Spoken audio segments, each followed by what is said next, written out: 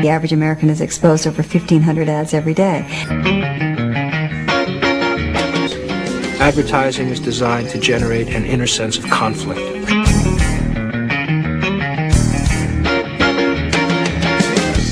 It does an enormous amount of harm.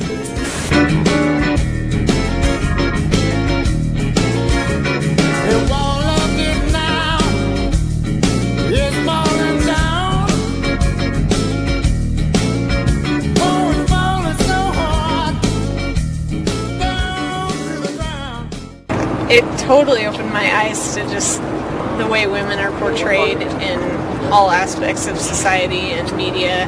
The content of the class was totally different than anything else that I could have taken in high school or anything like that. Showed a lot about TV and music videos and films and, you know, what's behind the scenes.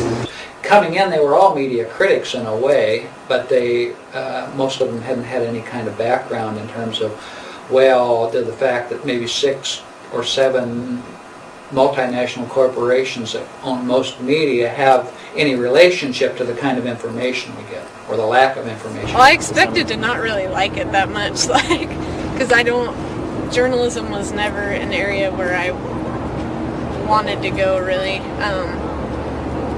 And so I kind of just expected it to be like, just get through it, and it's only a quarter, but I ended up really liking it and enjoying it. At the beginning, I didn't know what those classes were going to be about, so. I wasn't sure going into it. Because it was journalism, I was like, I don't know, but then I realized it was more mass media aspect and the impact it has on society, and I had no clue going into the class, so. In the class, we have always asked the job, how well are mass media doing the job of servicing democracy? How well do they help us govern ourselves? And there's a lot of evidence saying that they don't do a very good job in terms of who own the mass media, what their priorities are. It made me realize more that the way that I am, not necessarily me myself, maybe a little, but just society in general, the media has a lot of influence over us, and the way we think and act. Our values, I think, are changed drastically by what we watch and take in. That really gave me a big jolt, was just how many different opinions there are out there, and how we really are being treated so badly, I think, in many ways. Yeah, that was a big one for me. Students learn not only from hearing and seeing, but they also learn from being able to express their own ideas about these things. And you can't do that in a traditional lecture. So One of the subtexts in all advertising is, you're not okay. You're not okay the way you are. Things are bad. You need help. You need salvation. It's 11 p.m. Do you know what you're wearing tomorrow? And in that sense, advertising is designed to generate endless self-criticism, to generate all sorts of anxieties, all sorts of doubts, and then to offer the entire world of consumer goods as salvation. That's where salvation rests. Anything and everything that you can buy. In contrast, one message you will never hear in advertising is, you're okay. You don't need anything. Just be you. The videos I thought were really interesting. It actually would point out certain points and really get the point across as to, this is the way we are and this is why. And so it really, you don't really think of it that way, but when you see, maybe, for instance, music videos and the way that they look down on women, and that's actually how it really happens, and it's the way that we are viewed as.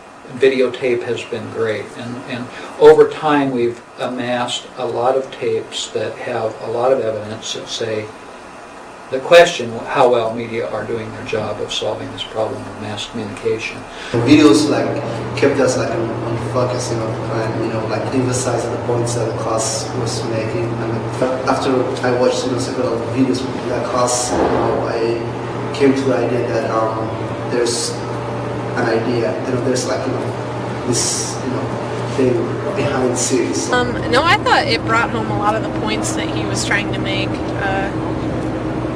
I don't know. I wouldn't say I necessarily enjoyed all the videos, but they did have some kind of an impact on me. I mean, they really did drive home the fact, like, of what Pilgrim was trying to say, I think, and the way that culture is and society and media and stuff. And yeah, I liked it. It helped to bring home that fact.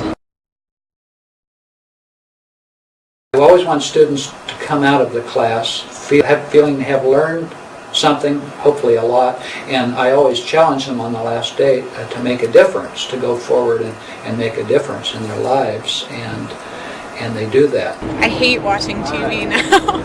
I don't know, I don't like it because of the way it's just so degrading, and I think too that I maybe pick and choose the way that I sometimes carry myself because of stuff that I've learned in the class, and like different like companies that I choose to support with like purchasing things probably, and whether or not I choose to support like a certain film that comes out, or just it's seemingly like little things like that, stuff that I would recommend to friends and stuff. So. Cool. No, I don't really watch that much TV anyways, so I don't know, kind of like that. TV, it's not one of those things in my life that I have to watch it, so no, not really. I just don't watch as much TV anymore.